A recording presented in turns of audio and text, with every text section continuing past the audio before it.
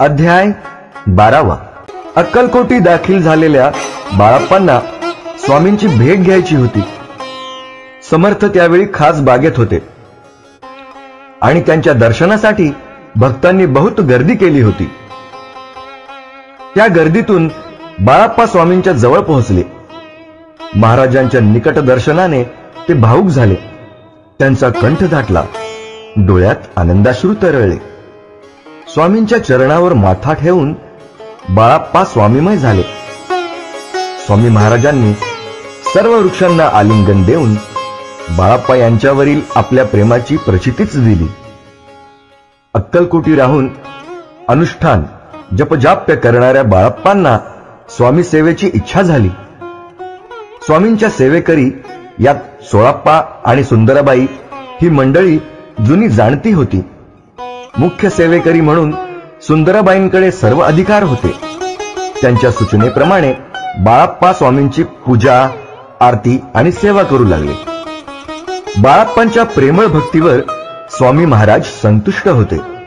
मध्यंतरी बाळाप्पांना वेदनादायक व्याधी जडली, मात्र स्वामी कृपेने त्यातून त्यांची सुटकाही झाली.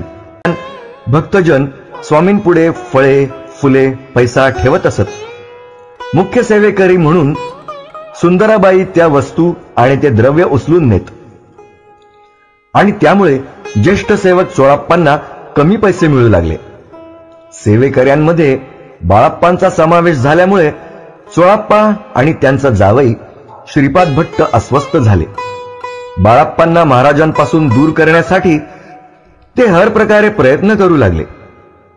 आपण आल्यापासून आमचं नुकसान होत आहे असेही त्यांनी बाळाप्पांना सांगितलं. केवळ स्वामी सेवेसाठी अक्कलकोटी राहिलेल्या बाळाप्पा त्यांच्या बोलण्याने व्यथित झाले. बाळाप्पांना कुलदेवतेच्या दर्शनाची आस लागली आहे, तरी त्यांना जाऊ द्यावे असेही एकदा श्रीपाद भट्टांनी महाराजांना खोटेच सांगितले. तेव्हा हसतच स्वामी उत्तरले, कुलदेवतेचे नित्य दर्शन तर बाळाप्पा इथेच करीत आहे.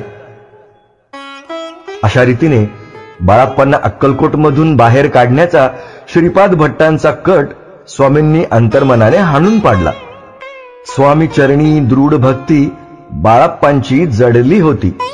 कैसा दूर तया प्रती करतील यती दयाळा. श्री स्वामी समर्थ.